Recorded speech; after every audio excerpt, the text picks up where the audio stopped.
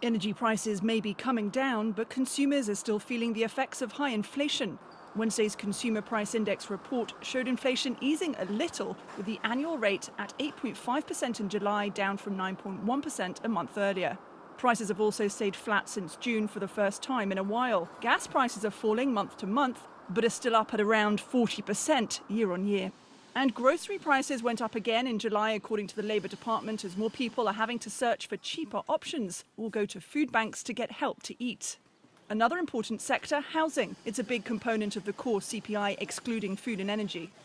We saw housing prices, they rose, but not quite by as much as last month. The thing to keep an eye on with that, though, is that it tends to be kind of a lagging indicator in the consumer price index. We know that housing prices and rental prices have gone up a lot, and it takes a while for that to filter through into this monthly index. So we could continue to see prices growing pretty strongly there.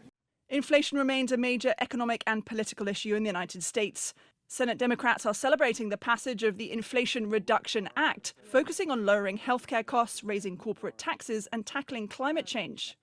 The time is now to move forward with big, bold package for the American people, to fight inflation and make it easier for people to afford everything from trips to the doctor's office to trips to the pharmacy. The White House says the bill is likely to reduce the deficit by $300 billion, but the nonpartisan Congressional Budget Office estimates it will have little effect on inflation in the short term. While consumers continue to feel the effects of high inflation, the US Central Bank continues to carefully watch the rising prices.